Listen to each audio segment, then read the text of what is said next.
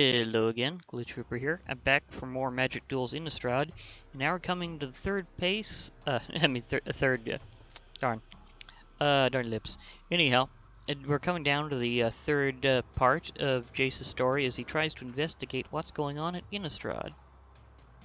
The entries in the journal lead Jace to the coast of Nephalia. Here too, the ground has been warped into a strange formation rising from the sea. Hordes of zombies assist with the construction, while dark shapes wheel overhead, drawn like moths to flame. Jace ventures down to the water's edge to investigate. So yeah, he's checking out where the journal's leading him, and it's kind of going all over the place. So he's kind of found a place where the undead are being used as extra construction aids.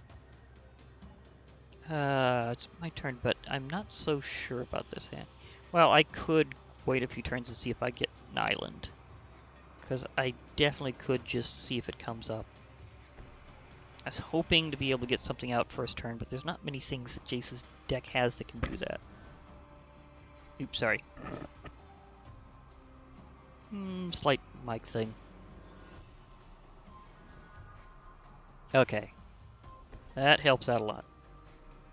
When I get to my next turn, I'll be able to have something out.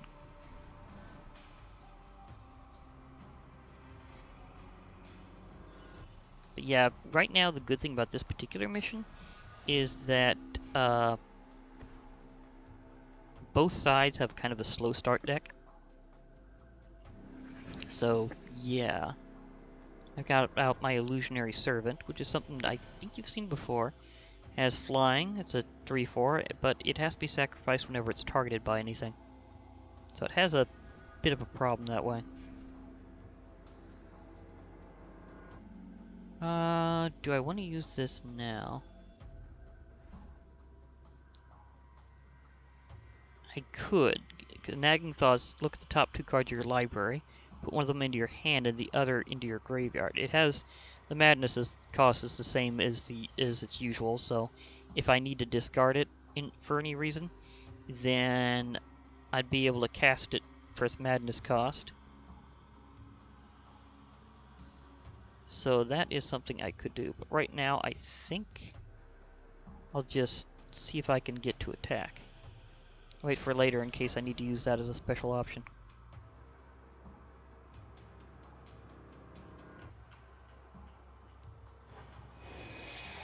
At least I got the first attack in.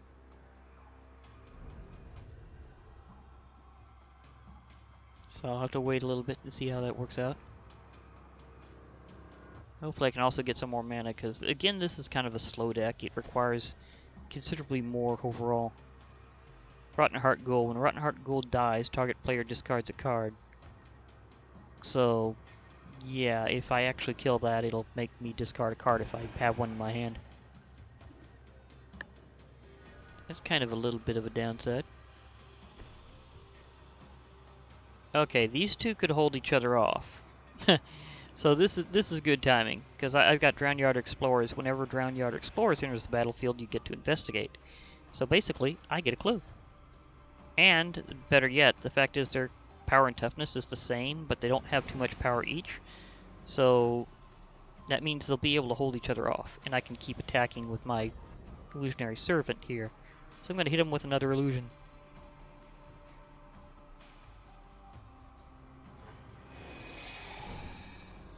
Okay, that's helping. I'm ahead. Not like super substantially, but it's definitely looking decently well this round. Or this match. Ghoulsteed. Pay 2 generic and 1 black, discard 2 cards, return Ghoulsteed from your graveyard to the battlefield tapped. So that thing's going to be annoying to get around. But I do have a Claustrophobia card, so I can basically paralyze it.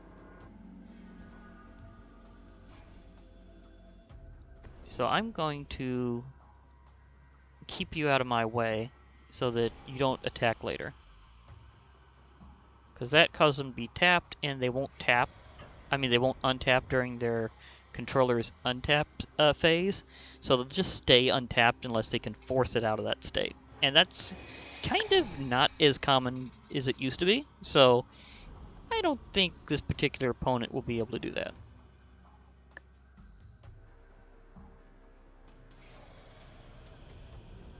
So kind of got them. More crit necropod. It's a 7/7 with menace, and whenever it attacks or blocks, sacrifice another creature or land. So they have to sacrifice every time that thing attacks, but it's really strong. That could be an issue. Oh, this could help. Uninvited Geist. It has Skulk, and whenever Uninvited Geist deals combat damage to a player, you get to transform it. Whenever it's transformed, it becomes Unimpeded Trespasser, which just can't be blocked. So this spirit could come in kinda handy. Yeah, I think I'll go ahead and play this.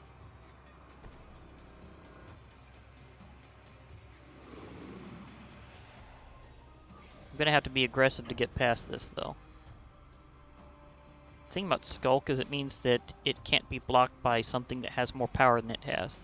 Unfortunately, it's a match for one of those cards, so I think I'm gonna have an issue with trying to pull that off.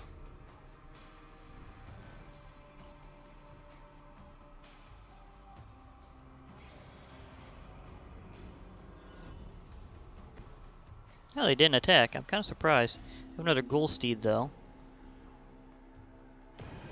That's gonna be an issue unless I can get something to get rid of it.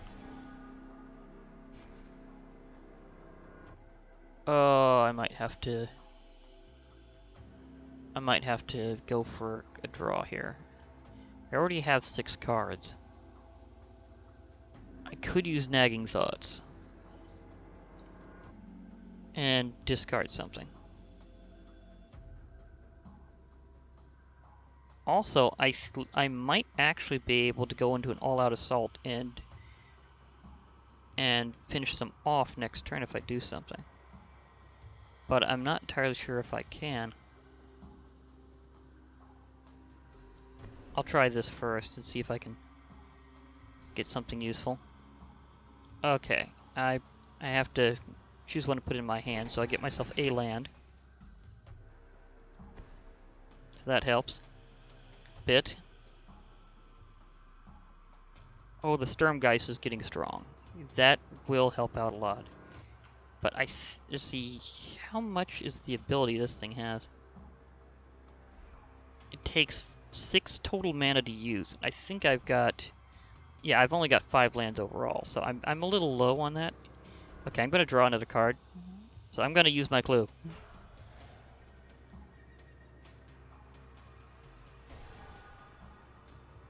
Fog Bank.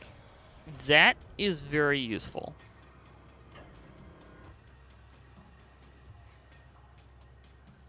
I do have a lot of life compared to them, so I might be able to pull this off. They have some very strong creatures. These Ghoulcallers, man, they know what they're doing when it comes to necromancy. They've got the big things here.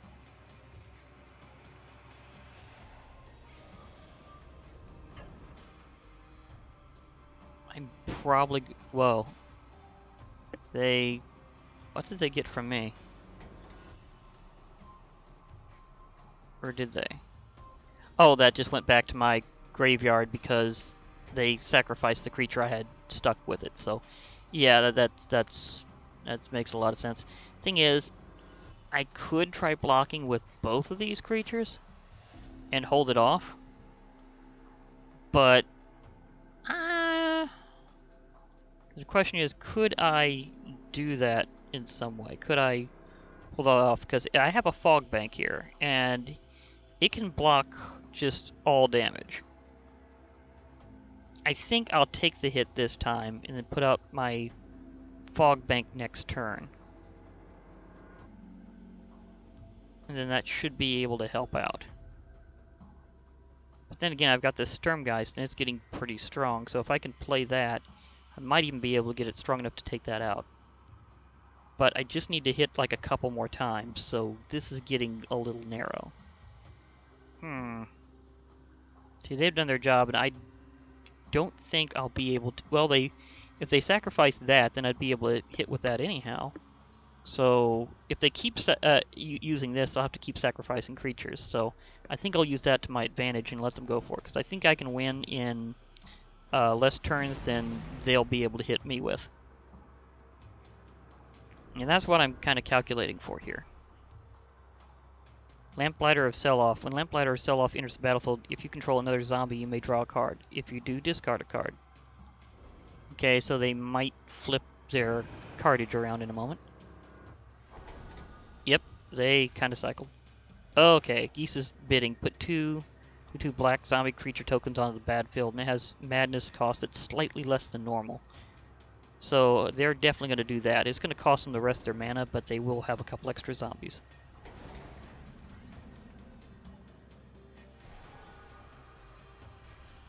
Okay.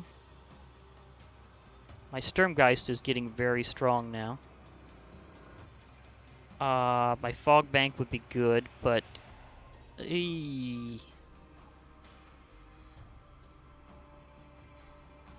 I mean, I could use this to grab one of their zombies. That would be kind of funny. This will stave off pretty much everything except that big giant. But I might get him to rethink things with this. So I think I'm going to play my Sturmgeist.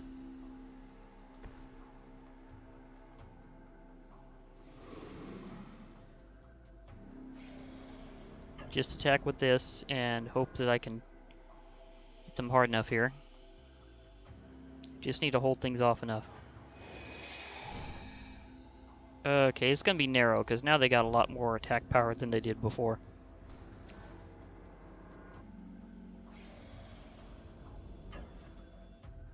Yeah, they got an issue. They had to sacrifice one. Let me see, can I block enough of this?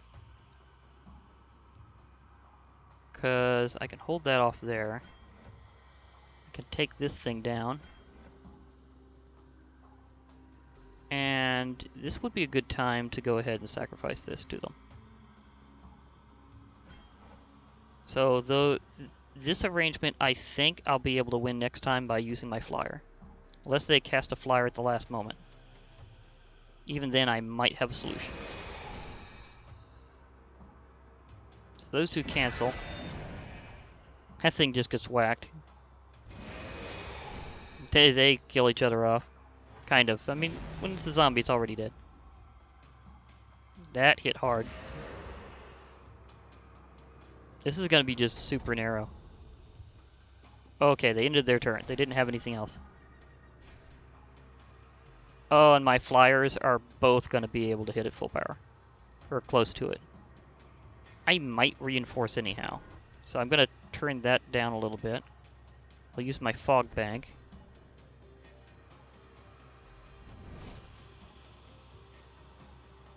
I'll cast this anyhow to steal a zombie from them. Just because, you know, like just in case. But they've got like 2 cards in hand, but they have a lot of mana. So if I go out with my flyers, I'm really hoping it hits. Oh, nothing crazy.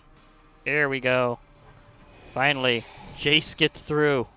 That was really narrow there. I had 4 points of life at the end, but we made it. Jace Beleren has defeated the Ghoulcallers that were summoning so many things out of their graves.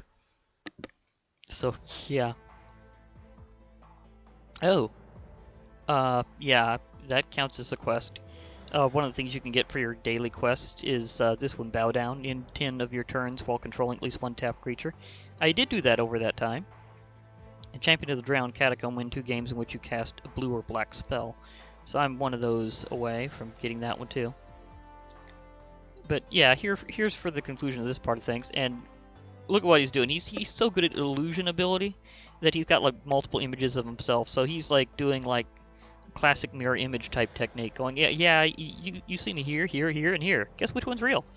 The ghouls claw at Jace, but this provides little information about the stone edifice before him. The sounds of frenzied wings overhead turn his gaze skyward. Angels. He's seen them before in the journal's entries.